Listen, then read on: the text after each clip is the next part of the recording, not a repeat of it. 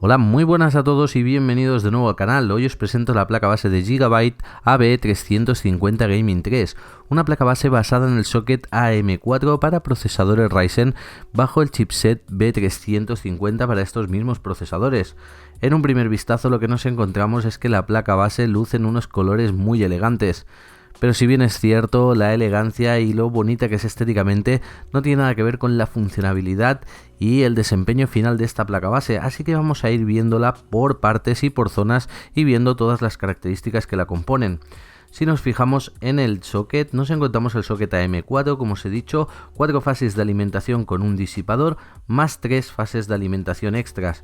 Esto va a hacer que podamos jugar con pequeños overclocks en nuestros procesadores. Aparte de eso, también podemos ver el grabado o el serigrafiado de la placa base en la parte superior, que también es bastante bonito. En su parte superior nos encontramos un conector de 8 pins para la alimentación del procesador y justo encima del socket dos conectores para los disipadores de la CPU. Aparte de eso, en el lado izquierdo ya podemos ver los sockets para la memoria RAM, que es algo de lo que vamos a hablar a continuación. Y es que hay que decir que esta placa base soporta hasta 64 GB de memoria DDR4 3200 bajo OC, y eso es algo que debemos de tener en cuenta. Si os fijáis, hay dos sockets en rojo, dos sockets en negro para tener en dual channel, es decir, o utilizamos los dos negros, los dos rojos o los cuatro. Si nos fijamos por el lado derecho nos encontramos dos puertos SATA más otros dos grises, el conector de 24 pins y toda esa franja grabada que es la iluminación RGB de la que dispone esta placa base. Una iluminación que puede ser controlada mediante el software de Gigabyte y que utilizando diferentes conectores que nos encontramos en la placa base también podemos ampliarlo a tiras LED. Aparte, al lado del conector de 24 pins nos encontramos otro conector de 4 pins para controlar un ventilador adicional.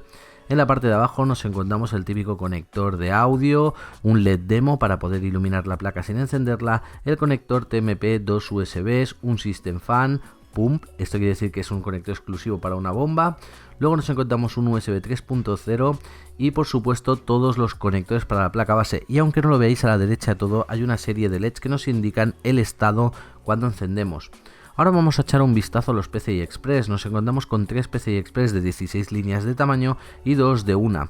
Debo decir que solo el primero funciona a 16X, el segundo y el tercero, aunque son de 16 líneas de tamaño, tan solo son de 8. Los dos puertos PCI Express de una línea se combinan con un M2 que nos da la posibilidad de instalar dispositivos de hasta 120 milímetros.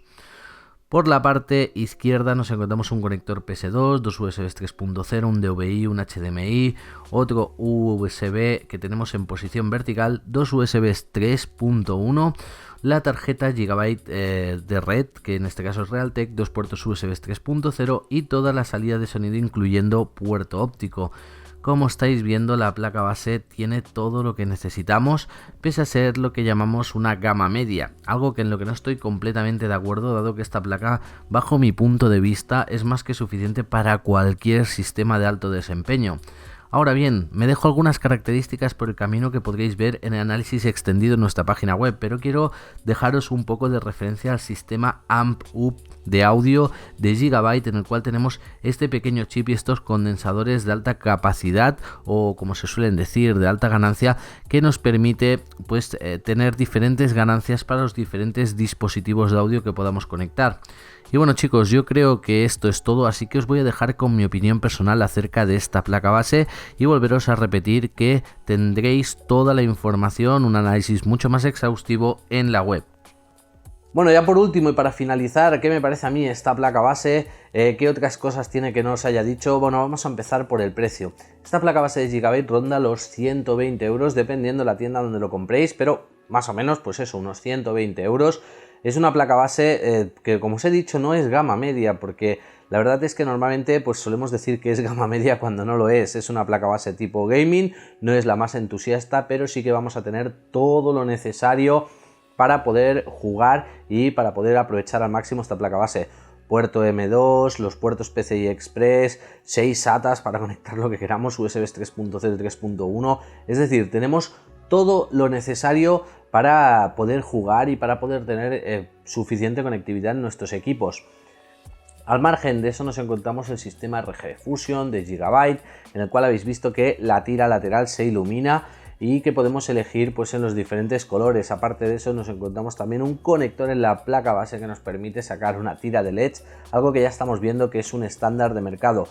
Todo eso en conjunto junto a los softwares de Gigabyte, que los he utilizado porque he probado esta placa base con los Ryzen R5 1400 y 1600 y he tenido que hacer varias actualizaciones de BIOS y han ido saliendo las actualizaciones de BIOS muy rápidas, y la verdad es que la placa la he tenido un mes aquí y he podido pues poner estos procesadores, ponerles memorias a 2400 MHz. y yo sé que ahora muchos me diréis, bueno, y los 3200, por desgracia aún estos procesadores no lo soportan. No es problema de Gigabyte ni de la placa, sino que es más bien problema de AMD y de los procesadores, que ya habéis visto hace pocos días salió un nuevo parche para fixear 50 kits más de tipos de memoria, pero que yo tengo pues no había sido fixeado, y en ese aspecto yo creo que está muy bien hecha la placa, muy buen trabajo por parte de Gigabyte, aunque por desgracia los Ryzen han salido muy tempranos al mercado con algunos problemas, y eso hay que decirlo también porque es algo que también se debe puntualizar.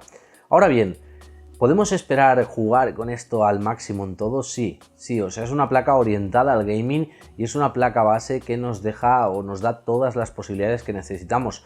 Así que yo creo que es una muy buena placa base en su rango de precio. Es decir, si lo que buscáis es una placa base de lo más económico, no os la miréis porque no lo es, pero si buscáis una placa base buena y con muy buena calidad de acabados y muy sólida, es decir, me refiero muy sólida, se ve muy robusta tanto del PCB ancho como componentes, yo creo que es una placa base muy ideal y el precio está bastante bien, y es algo que hay que tener en cuenta.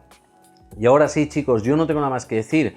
Análisis más extendido acerca de esta placa base, os dejo los links en la descripción del vídeo, así como el análisis que hicimos en la web, que va a ser mucho más extenso y en el cual vais a poder ver características que yo me he saltado por encima en el vídeo y que podréis ver directamente en la página web. Esto ha sido todo, chicos. Ya sabéis que si os ha gustado el vídeo podéis apoyarlo con un like, compartirlo en las redes sociales. Por supuesto, podéis dejar cualquier tipo de duda o comentario por aquí abajo en el box de los comentarios. Y ahora sí, no tengo nada más que decir. Con esto me despido y hasta el próximo vídeo.